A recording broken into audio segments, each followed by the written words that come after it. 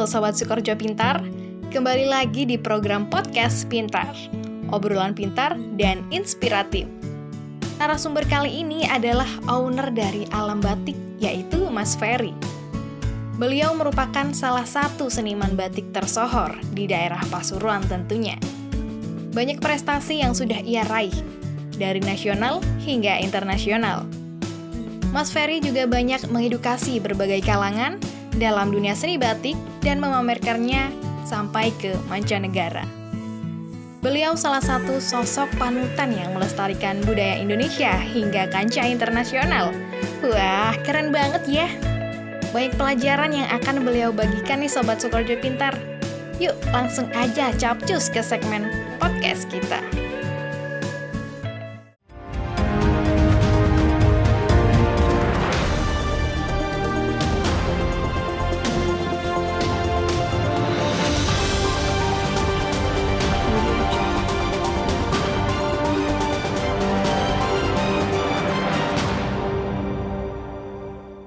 Halo, selamat malam teman-teman Sukoharjo Pintar Channel. Kembali lagi dengan saya, Roni Sampel. Kali ini spesial kita akan ngobrol santai dengan owner Alam Batik yang ada di Kecamatan Sukoharjo. Oke Mas, sebelum ngobrol lebih jauh lagi, kita rapid test dulu biar lebih seru. Oke. Seniman atau PNS? Seniman. Blasteran atau Indo? Indo. Sujiwo Tejo atau Ahmad Dhani? Sujiwo Tejo. Oke. Alasannya untuk lebih memilih seniman apa? Seniman itu lebih ke jiwa ya, karena panggilan. Jadi lebih luas arahnya ketika menyampaikan pesan moral dan tidak mungkin terhalangi oleh karir. Sedangkan kalau di PNS saya rasa akan terhalangi oleh jabatan. Makanya kenapa banyak orang biasa nggak berani ngomong yang floor terlalu terbuka mereka. Selalu ada batasan. Kalau saya nggak suka. Saya lebih senang apa adanya, bebas, tapi tidak menerjang kan gitu. Artinya semuanya itu ada rel. Boleh kita melampaui batas tapi tidak menerjang batas. Beda ya? Iya, beda. Menerjang itu menabrak. Kalau melampaui berarti kita melewati batas. Bukan menerjang dan tidak salah untuk melewati. Kenapa lebih pilih Indo daripada Blasteran? Kembali lagi ke kebiasaan kultur dan pemahaman ya. Saya rasa akan lebih mudah kalau saya hidup berdampingan dengan orang lokal ya. Bisa memahami yang namanya kultur, kebiasaan kita. Bahkan dengan orang luar belum tentu kita bisa sama secara pola pikir kan. Meskipun saya juga lebih senang dengan pola pikirnya orang-orang di luar sana, mereka lebih bebas untuk menyampaikan. Tapi untuk pola hidup saya rasa saya lebih memilih orang lokal. Kenapa milih Sujiwo Tejo daripada Ahmad Dhani? Ahmad Dhani brilian. Iya. Sujiwo Tejo lebih pada pesan moralnya sangat kuat. Sama-sama cerdas, sama-sama pintar, sama-sama brilian. Cuman bagi saya pribadi, saya lebih mengambil Sujiwo Tejo untuk menjadi panutan saya sendiri. Oh ya, kalau boleh tahu filosofi dari Alam Batik itu apa? Jadi gini, kenapa kok Alam Batik ya? Iya. Kembali lagi, batik itu buat saya pribadi, batik itu bukan hanya sekedar selembar kain bergambar, tapi pada titik pesan moral kan gitu. Karena di sanalah kita diajarkan untuk hidup. Artinya kenapa kita bisa diajarkan untuk hidup? Hidup itu buat saya pribadi, hidup ada dua. Hidup rohaninya, hidup jasmaninya kan gitu. Nah, di batik itu mengajarkan dua-duanya. Makanya saya pernah mengatakan batik itu kalau dibalik secara tanpa orang sadar namanya kitab. Iya, kitab. Ya kan? Iya. Nah, kitab. Sedangkan alam kalau dibalik dengan ejaan lama, maya. Maja itu kan maya. Iya. ya kan? Maja itu mayang. Kan alam itu kan dibalik kan maja. Tapi kalau ejaan kuno kan maya bacaannya kan gitu. Apa artinya? Jadi pesan moral itu kan tidak terlihat wujud, sesuatu yang tidak terlihat, yang tersampaikan melalui jiwa kita sampaikan di selembar kain batik sehingga bisa mengajarkan tentang kehidupan yang bisa diaplikasikan di kehidupan nyata manusia. Itu yang saya pahami tentang batik yang diwariskan oleh leluhur kita. Bukan hanya sekedar leluhur itu mewariskan batik hanya untuk baju, ya kayak api, kayak ganteng, kayak ayu. Sebenarnya bukan hanya itu. Dan makanya kenapa batik diakui oleh dunia adalah warisan budaya non benda. Berarti apa artinya non benda? Berarti kan bukan barangnya, tapi nilai pesan moral dan aktivitas terus budaya mengenakan, ya kan gitu. Yang akhirnya berdampak pada jiwa pemakai. Itu alasannya. Sejak kapan mulai fokus di seni batik ini? Kalau saya tergolong baru untuk di batik sendiri ya, saya baru mulai pegang dan langsung tertarik itu mulai sejak tahun 2005-2006 ya. 2005. Awalnya sama sekali saya nggak tertarik. Artinya ya karena memang saya belum memahami. Tapi ketika saya mendapatkan sebuah pencerahan bahasanya ya, artinya pemahaman secara batin saya merasakan batik ini bukan sesederhana yang orang pahami, tapi pasti ada sesuatu di balik semua itu pesan moralnya. Disitulah saya mulai tertarik untuk semakin mencari dan saya temukan ternyata nah, dan makanya saya sampaikan pada setiap orang ketika mereka tanya, Mas Ferry kenapa ke batik? Ya batik itu hidup saya, selesai. Batik itu hidup saya. Motivasi Om sendiri terjun di seni batik ya? Apakah ada motivasi dari orang tua atau dari teman atau dari awalnya sih dulu memang terpaksa ya. Terpaksanya itu karena di tahun-tahun itu saya dapat kebetulan di tempat usahanya ibu saya dapat undangan dari pusat untuk pelatihan warna alam. Jadi awalnya karena terpaksa itu saya diberi tugas untuk berangkat untuk mempelajari warna alam itu. Saya berangkat ke sana dan mulai saat itu saya pegang batik. Awalnya terpaksa ya karena dari keterpaksaan ini akhirnya saya merasa terpanggil. Bukan cuma terpanggil tapi penasaran. Awalnya penasaran. Kenapa sih kok seperti ini? Terus kenapa ada batik? Yang menciptakan siapa? Satu. Kedua, yang mengajarkan nenek moyang kita untuk membuat malam siapa? Sampai sekarang kan nggak ada yang tahu. Makanya ketika orang bilang batik saya yang paling tua, ilmu saya yang paling hebat, namun saya selalu tanya sama orang mereka siapa sih pembuat batik sebenarnya yang awal pertama menciptakan batik? Nggak ada yang bisa jawab. Satu. Kedua, siapa yang mengajarkan nenek moyang kita bisa buat malam? Kalau dibandingkan dengan kalau sekarang kita bisa buat malam, mungkin bisa dicek di laboratorium ya, kandungannya kan gitu. Tapi nenek moyang kita loh nggak punya laboratorium.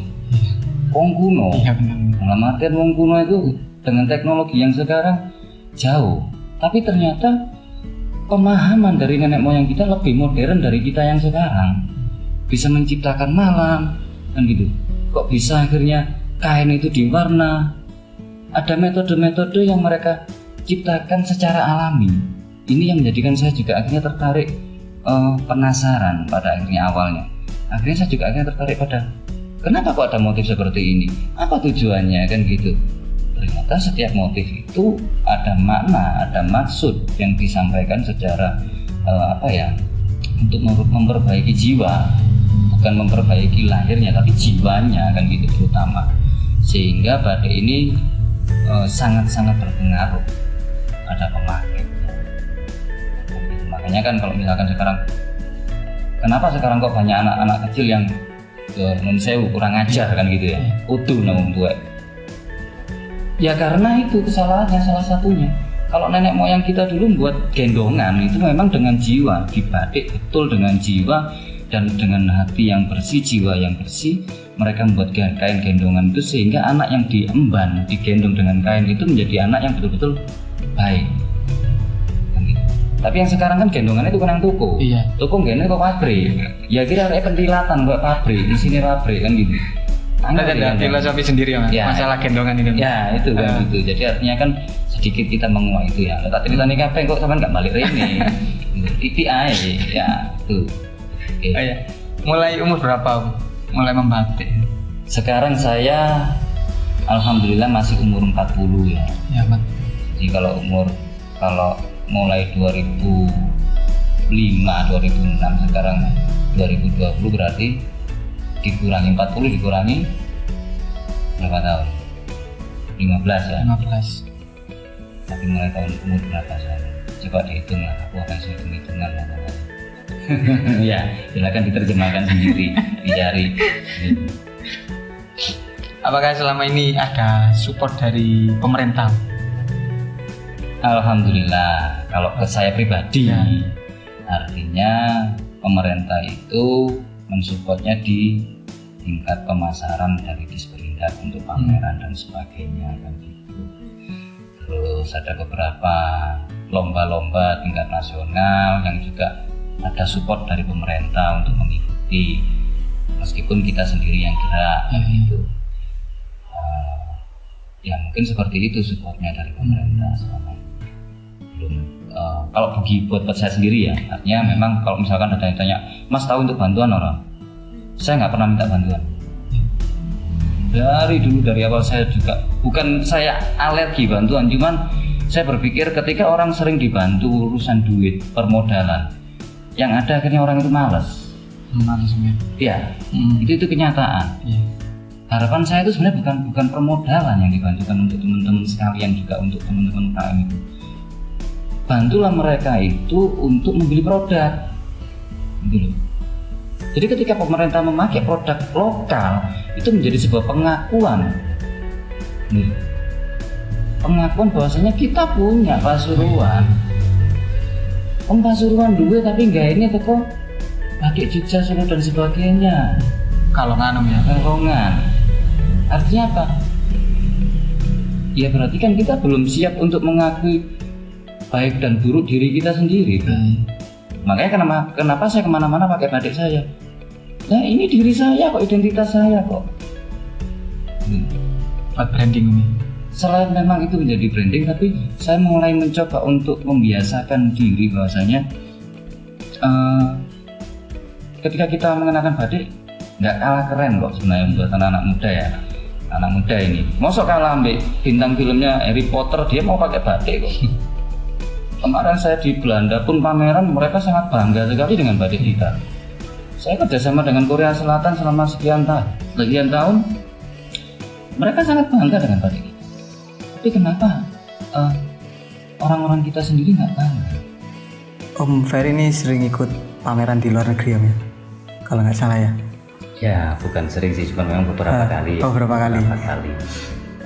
Kemana aja? Kegiatan untuk di luar itu kita pernah di Korea itu sudah 3 kali. Di sana kita ada misi budaya. Itu kerjasama dengan Kementerian Kebudayaan dan Pariwisata Korea Selatan. Ya agak-agak sedikit keren ya, alam batik yang kecil, mungil, yang nggak dikenal orang, tapi ternyata bisa kerjasama dengan kementerian kan gitu, bukan dengan instansi yang kecil, tapi dengan kementerian kan gitu, yang di sana ditangani oleh Total Museum kan gitu. Ya, itu kita menyampaikan budaya, pameran budaya, juga kita ada teatrikal di sana. Jadi saya bawa tim dari sini ada sekitar 15 orang, anak-anak didik saya kan gitu. Itu sudah sekitar 3 kali ya saya Korea Selatan. Terus yang terakhir kemarin ya ada lagi yang beberapa lah. Cuman yang terakhir kemarin, yang paling terakhir itu kita pameran di Belanda. Di Belanda? Ya, di Belanda itu yang kemarin terakhir kita pameran produk. Kita juga ada soft diplomatik untuk batik ya. Artinya kita coba mencapaikan pesan moral yang ada di batik itu terus ada fashion show. Jadi makanya kita ada pelatihan di beberapa tempat yang saya lakukan secara pribadi. Ya, itu yang di Belanda kemarin pribadi itu. Jadi sama sekali tanpa ada campur tangan dari pemerintah. Alhamdulillah kita mampu berangkat. Tapi atas nama Pasuruan? Atas nama Alam Batik. Alam Batik ya? Ya, tapi tetap saja kan orang juga kenal Alam Batik ini, sementara wilayah teritorialnya di Pasuruan kan gitu, Sukorejo kan gitu. Meskipun tanpa saya sebutkan saya Batik Pasuruan, tapi orang tahu oh Alam Batik Pasuruan. Gitu. Itu yang terakhir kemarin di Belanda. Di Belanda. Oh ya Om, selama pandemi ini apa Om sendiri babak belur untuk bisa bertahan ini? Sebagian UMKM sekarang babak belur, sebagian UMKM itu babak belur. Ya alhamdulillah, memang sebenarnya sih kalau kita katakan babak belur ya. Iya. Cuman kan artinya kan gini, ini menjadi ada hikmah tersendiri sebenarnya dari pandemi ini.